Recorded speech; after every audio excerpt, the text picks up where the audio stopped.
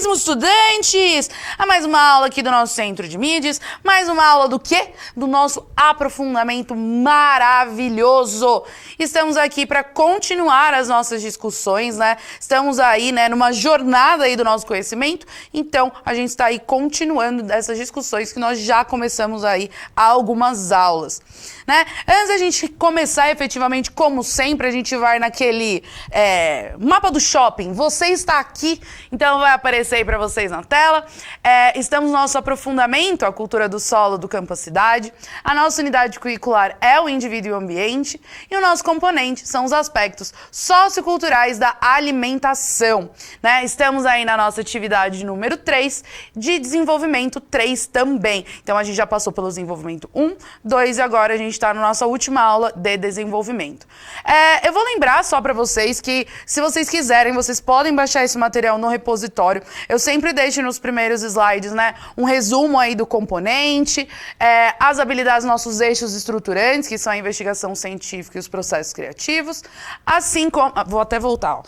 Assim como, né, a gente também deixa as habilidades específicas das ciências humanas e sociais aplicadas para vocês conferirem, né?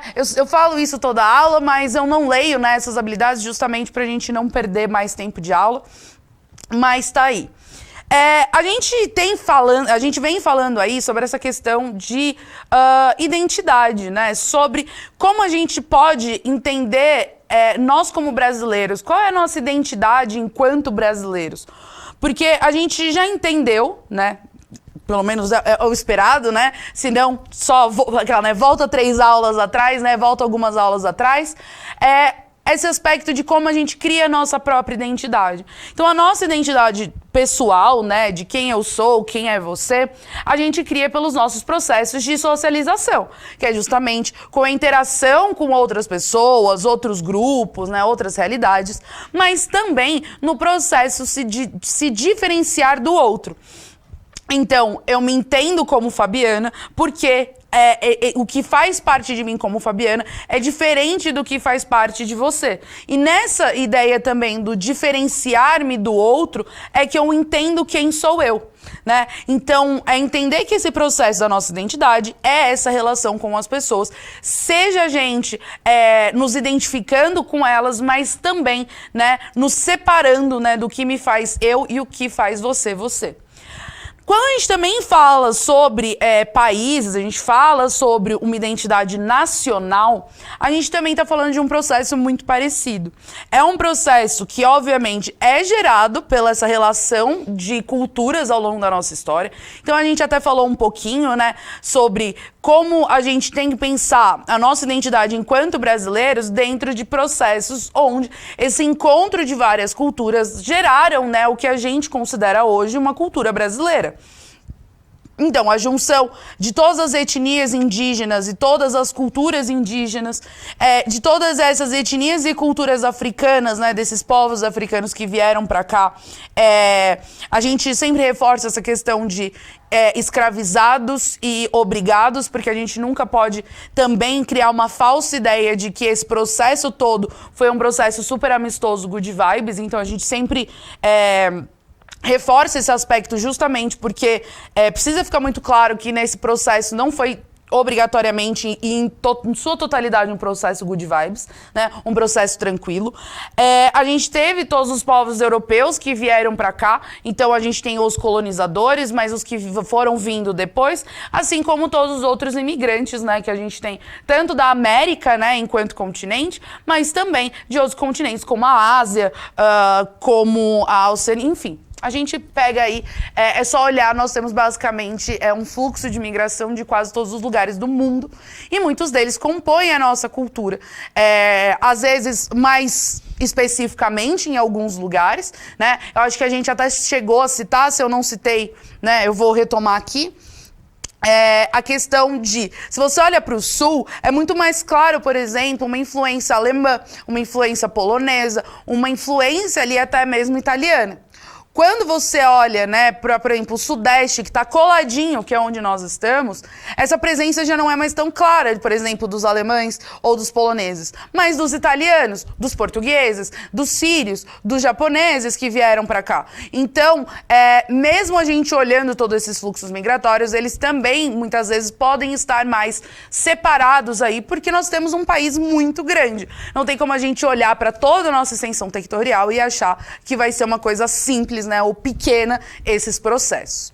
Mas hoje, né, para falar um pouco mais sobre essa identidade nacional e como nós somos cientistas, estamos aqui investigando cientificamente, nós vamos falar hoje de um teórico, né, muito maravilhoso, que é o Stuart Hall, que vai aparecer para vocês aí. O Stuart Hall, ele é um teórico cultural e um sociólogo ali britânico-jamaicano. Ele viveu boa parte da vida dele e atuou ali no Reino Unido, né, conhecido como Inglaterra também. Ele foi um dos fundadores aí da escola de pensamento conhecida como os Estudos Culturais Britânicos, né? Ou a Escola Birmingham de Estudos Culturais. E ele também foi presidente da Associação Britânica de Sociologia entre 95 e 97. Mas ele também atuou em outras diversas coisas durante a carreira dele. O Stuart Hall, como vocês viram, ele é um teórico da cultura. E ele tem aí, vamos dizer, papéis, né? Teorias sobre essa identidade nacional, né? A gente, então, como eu falei pra vocês, a gente já viu essa identidade pessoal e agora a gente vai ver a nacional. Então, pro Stuart Hall, ele fala que refletir, né, sobre essa identidade cultural também é refletir sobre as representações dessa cultura. E aí eu vou até voltar lá atrás, né, que a gente já falou sobre isso, quando a gente estava falando lá no começo sobre o significado da cultura, que a gente trouxe aquela ideia de que a cultura é uma teia de significados que nós mesmos tecemos, né? Não é do Stuart Hall essa frase, mas eu acho que vale a gente trazer aqui. Em qual sentido? A gente refletir sobre essa identidade cultural, sobre essa identidade que a gente tem enquanto cultura, é entender como também essa cultura representa esses aspectos para nós. Como a gente entende essas representações.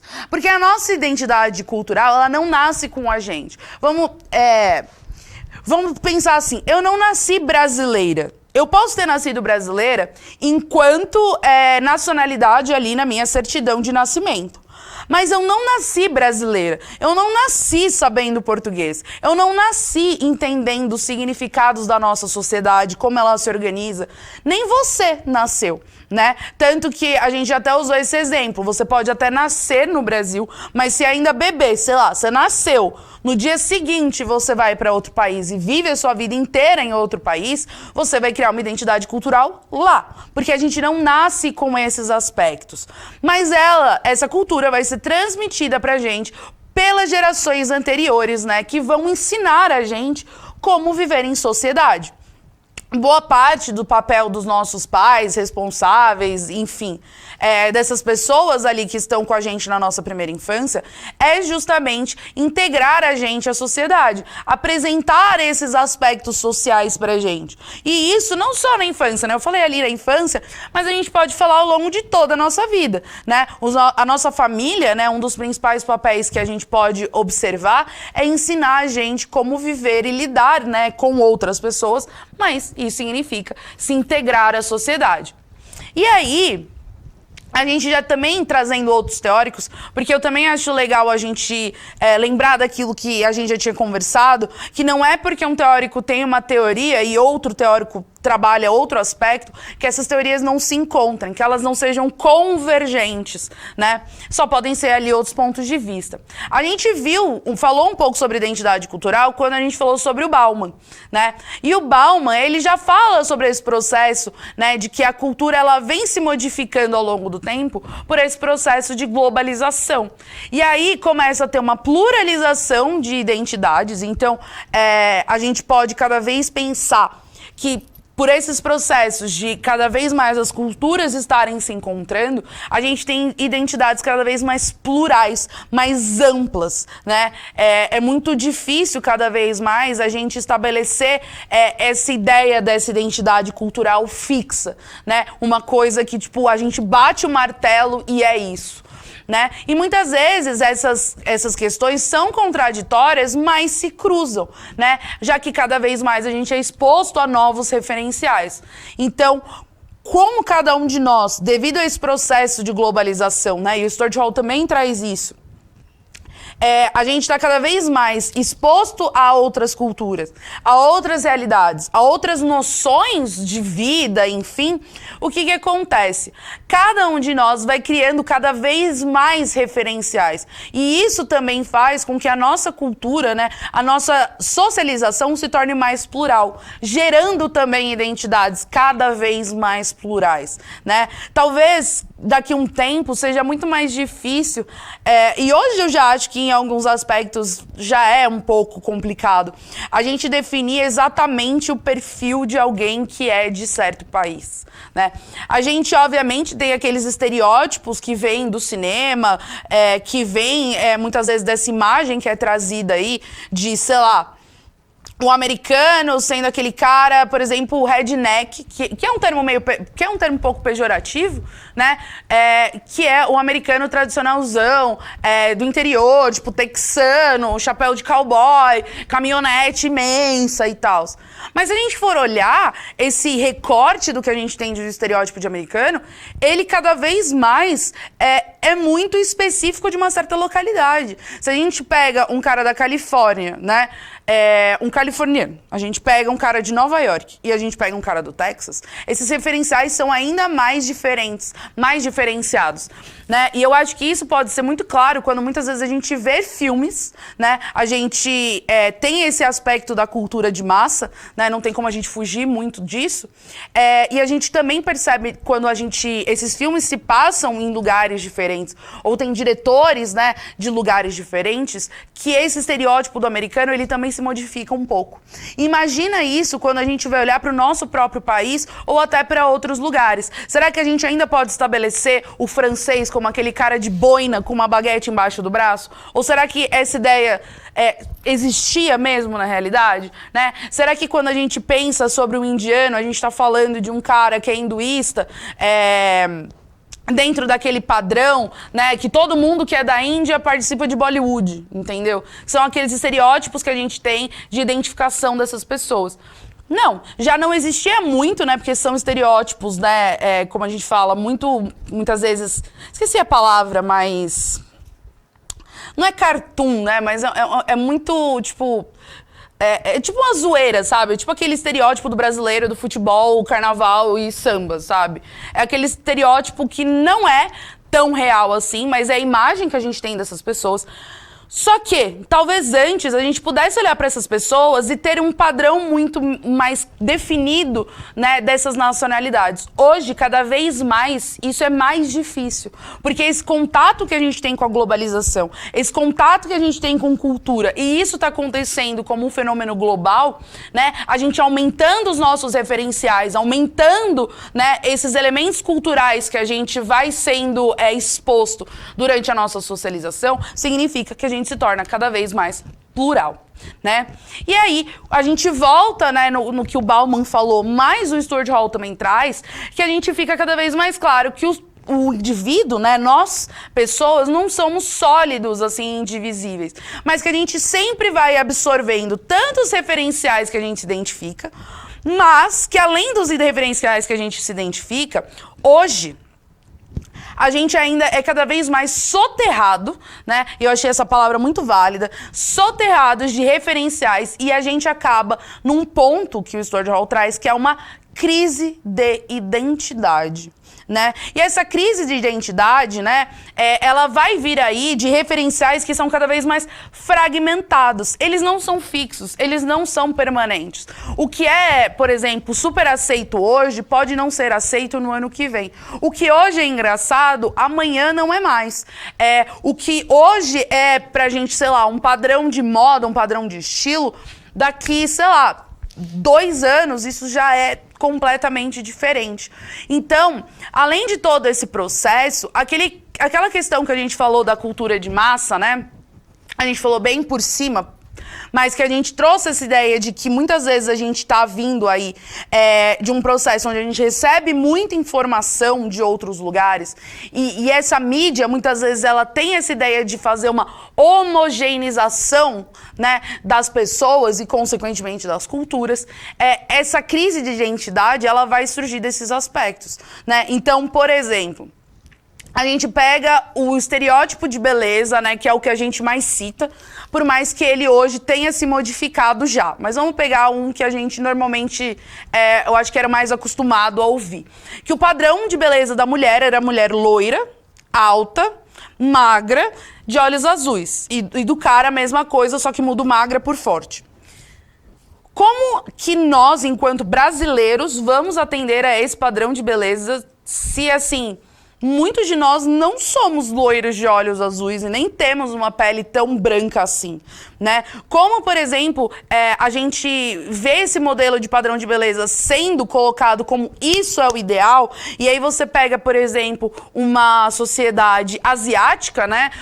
Que tem traços bem expressivos, do olho ser um pouco mais puxado, os cabelos mais escuros, enfim, e você traz esse estereótipo de beleza e você quer dizer para um planeta inteiro, e aí a gente sim pode pensar como um planeta inteiro, que todas as pessoas atendam a esse padrão. Ou o padrão, né, atual do padrão Kim Kardashian, que é aquela boca mais grossa, né, que é justamente você ter aquele rosto totalmente contornado. Há pouco tempo atrás, outra coisa que surgiu como um padrão de beleza, e obviamente para mim fica mais fácil fazer referenciais femininos, né? Mas o masculino também existem os seus referenciais, é a questão das sardas, né? Durante muito tempo as sardas eram vistas como algo não tão bonito, né, socialmente. Depois, hoje, ela é algo que é muito considerado bonito, né? E assim, se a gente estabelece que o novo padrão de beleza, por exemplo, é ter sardinhas, e as pessoas que não têm, da mesma maneira que quando o padrão era aquela pele lisa, sem nada, sem nenhuma imperfeições, as pessoas de sarda muitas vezes se sentiam excluídas, elas sentiam que elas não eram bonitas por não se encaixarem. Isso é um modelo de homogeneização, né? Você está querendo impor uma cultura, uma noção de realidade para que todas as pessoas sigam, só que sem entender que nós temos as nossas particularidades. Mas ainda assim, se você está no Brasil, se você está no Japão, se você está na Europa, se você está na África, esse padrão, ele é espalhado pelos meios de comunicação. Ele é espalhado pelos meios de comunicação em massa. E isso é uma tentativa de homogeneização cultural. Como resposta a essa questão de que é sempre imposto esse padrão, e esse padrão normalmente não vem do próprio país, né, vão surgir movimentos de resistência, que vão tentar voltar e reforçar essa questão da identidade local. De que, olha, você quer me forçar um padrão, né? E eu usei o padrão estético porque eu acho que esse talvez seja o mais claro para muitos de nós. Mas eu estou ali forçando um padrão, só que, cara, eu sou brasileira, esse padrão não faz sentido pra mim. Esse padrão é absurdo, tipo, não tem cabimento esse tipo de padrão aqui ou em qualquer outro lugar. Começa a surgir movimentos aí de resistência, né? Que acabam voltando ali a trazer de volta as nossas identidades locais. E aí a gente acaba no meio de um cabo de guerra, porque de um lado a gente tem, sei lá, a mídia, os meios de comunicação em massa, trazendo esse modelo homogeneizado, então esse modelo pré-pronto, pré-estabelecido de o que é o ideal, o que é certo, o que é errado, o que é bonito, o que é feio. E de outro lado, a gente tá aqui tentando dizer, cara, não, a gente não pode estabelecer um modelo que não encaixa para todas as pessoas.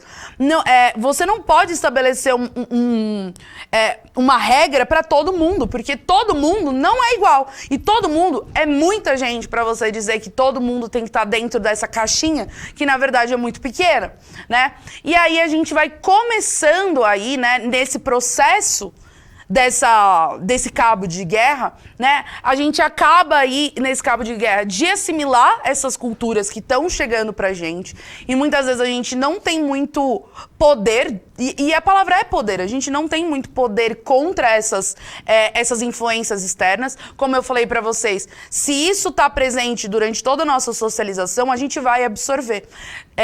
Se isso tá em contato com a gente direto o tempo todo, a gente vai acabar absorvendo. Mas, ao mesmo tempo, a gente também está tentando lutar para manter as nossas particularidades, respeitar as nossas particularidades. E aí, a gente vai formando o que o Stuart Hall traz como identidades híbridas, tá? Um momento que eu vou tomar uma água. Essa identidade híbrida, né, qual é a questão? Quando a gente fala de algo híbrido, é a junção justamente de duas coisas, né? Então, o híbrido, ele é justamente o meio termo entre duas coisas. Então, uma identidade híbrida é justamente esse meio termo da gente tentar manter as nossas, vamos dizer, identidades enquanto, por exemplo, brasileiros. Então, eu quero ainda ser respeitada enquanto brasileira, eu quero manter coisas da minha cultura, né, brasileira, mas, ao mesmo tempo, eu sou bombardeada com essas questões da mídia, então eu também trago aspectos de outras culturas com o qual eu tive contato. Então, sei lá, eu vou ouvir música americana, eu vou assistir filmes americanos, né? E isso vai, por exemplo, me influenciar na minha estética. Eu posso me entender enquanto brasileira, manter as minhas tradições enquanto brasileira, mas eu também posso, por exemplo, trazer uma estética particular, né, que é de outro país, que é de um referencial que não é brasileiro. Mas por eu estar em contato com isso o tempo inteiro, isso fazer parte, né, durante da minha vida como um fator de influência, eu posso trazer, por exemplo, uma estética que não é brasileira, vamos dizer, originalmente, né, que vem desse contato com outras culturas, mas eu ainda mantenho as minhas tradições, eu ainda mantenho aspectos do Brasil, que eu aprendi enquanto brasileira, tá? E aí, essa questão dessa identidade híbrida, né? E essa identidade híbrida, por mais que eu esteja colocando aqui, né, falando sobre nós, é porque nós é que somos afetados por esse processo. Mas essa identidade híbrida, ela é, na verdade, um movimento que está relacionado à nossa identidade nacional também.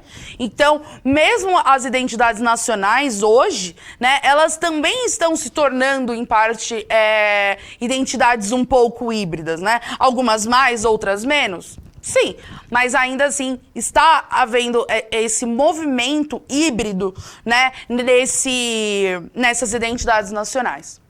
E aí, como nós também fazemos parte desse processo, eu trouxe também uma parte da teoria do Hall, né, do Stuart Hall, em que ele fala sobre como essa mudança de identidade, né, de como nós nos entendemos dentro da sociedade mudou ao longo do tempo. O Stuart Hall, ele traz 3 tipos de sujeito, né, ou como ele chama, sujeitos sociais, né, que é o sujeito iluminista, o sujeito sociólogo e o pós-moderno, que tá aí na tela para vocês, que o pessoal aqui já é super veloz. Então, ó, o sujeito iluminista, ele vai ser aí, ó, um sujeito que tem a sua base centrada e unificada, né? E ele já nascia com essa meio que base, essa identidade já meio que determinada. E ela ia acompanhar ele por toda a sua vida, todo o seu desenvolvimento, né? Muitas vezes sem ter nenhuma mudança nesse processo e sempre com a mesma perspectiva. Então, vamos olhar assim, passado. E aí eu tô falando passado, né? Por exemplo, o iluminismo aconteceu antes da Revolução Francesa, né? Que foi aí em 1789. Então, a gente tá olhando ali para 1700, tá? Quando você nascia, dependendo da sua família, o seu destino já estava traçado. Então, se você nascia numa família de sapateiros, o seu futuro era ser um sapateiro. Se você era filho do rei, ou era filho de um nobre, o seu futuro era ser nobre, né? Existia possibilidade de mudança? Às vezes, por exemplo, você poderia, teoricamente, ser um sapateiro, mas acabar aí se tornando um clérigo, né? Acabar aí indo para o caminho da igreja, né? E entrar para o clero. Podia. mas eram movimentos, né, como o próprio texto diz, que não tem muitas mudanças. Então, normalmente, se você nascia numa família de sapateiros, você ia ser sapateiro. Se você nascia mulher, casar, dona de casa, mãe. Isso. E ponto. Né? E essa era uma perspectiva que já era colocada para a pessoa desde que ela nascia. Olha, filha, você vai ser educada desde pequena para ser uma dona de casa. Filho, seu pai é sapateiro, somos uma família de sapateiros, você vai ser educado para ser sapateiro o resto da sua vida. Quando a gente já passa ali um pouco mais pra frente no tempo e a gente entra no sujeito sociológico, a gente vai mudar um pouco essa perspectiva. Porque agora a gente já vai para um sujeito que ele ainda não é autônomo e autossuficiente, né? Mas ele vai viver a sua vida a partir da relação com o outro. Então a gente já começa a ter esse ponto em que a gente pode sim ter as nossas próprias opções, não totalmente, por isso que a gente não é totalmente autônomo e nem totalmente autossuficiente, né? E a gente pode começar a criar a nossa identidade com essa relação com o outro e com os outros, né, com as outras realidades, mas ainda assim a gente vai ter a necessidade de você ter um eu interno, então quem você é, e um eu que você apresenta para a sociedade, a maneira com que você se apresenta, né? E ela vai se modificar de acordo com as interações que você tem na vida. Que é meio algo que a gente ainda tem um pouco hoje, né? Que é o fato de que eu, Fabiana, eu sou Fabiana. Mas quando eu estou no trabalho, eu tenho um posicionamento e uma maneira de falar e uma maneira de agir diferente da que eu tenho na minha casa. Quando eu tô com a minha família, quando eu tô com meus amigos, cada ambiente, né, vai fazer com que eu modifique um pouco a maneira com que eu lido com essas situações. Mas antes, a gente não tinha muito, existia um pouco desse engessamento maior, né? Era muito mais engessado esses processos. Agora, esse sujeito pós-moderno, que isso inclui nós mesmos, né? Principalmente vocês, ele não tem uma identidade fixa ou permanente. Ela sempre vai estar em transformação. A situação, né, na qual a gente tem a nossa identidade aí contraditória e diferente em cada momento, né? Então, assim, no sujeito sociológico, você tinha o seu eu particular e o seu eu social? Sim. Mas eles eram muito parecidos e muitas vezes eles eram mais engessados. Agora, não. Às vezes a gente tem que ter, vamos dizer, relações com as pessoas que muitas vezes são contraditórias. A gente tem que responder por papéis sociais que nem sempre eles estão em total... vamos dizer, em total harmonia. São coisas que são contraditórias. E esse sujeito, né, que no caso é você e sou eu também, né, a gente é sempre bombardeado com novas possibilidades e perspectivas de identidade. Então, é dado pra gente assim, você pode ser o que você quiser, o tempo inteiro, né? Mas assim, você pode ser o que você quiser, mas quando você entra nesse lugar, você tem que ser assim.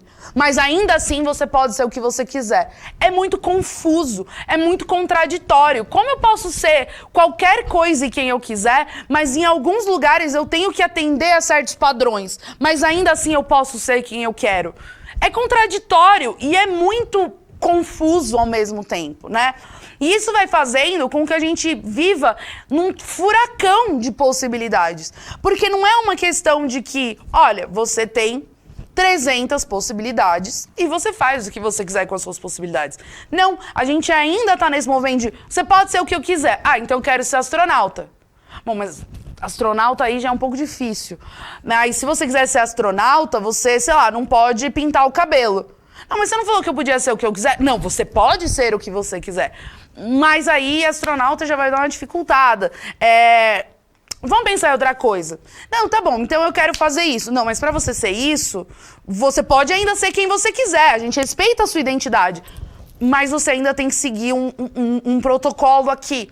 Ainda é um pouco confuso, na verdade, muito confuso, né? E é um furacão de possibilidades, né? Então, essa questão de que o Stuart Hall, ele traz dessa crise de identidade e formação dessas identidades híbridas é justamente esse processo de que, com o tempo, cada vez mais a gente é bombardeado por novas influências e possibilidades que fazem com que a gente de alguma maneira resista, porque a gente ainda quer se ver, né, se encontrar dentro da nossa identidade, gerando essas identidades híbridas, mas ao mesmo tempo a gente vive uma crise de identidade, porque a gente está num turbilhão de possibilidades que é tão confuso que a gente acaba entrando nessas crises de identidade que não são pessoais, elas são sociais, elas são coletivas. Não é você que está numa crise de identidade, todos nós estamos, porque é um fenômeno social. Tá? Espero que vocês tenham curtido aí a aula e tenham entendido. O Story Hall tem umas teorias muito legais, super recomendo que vocês pesquisem.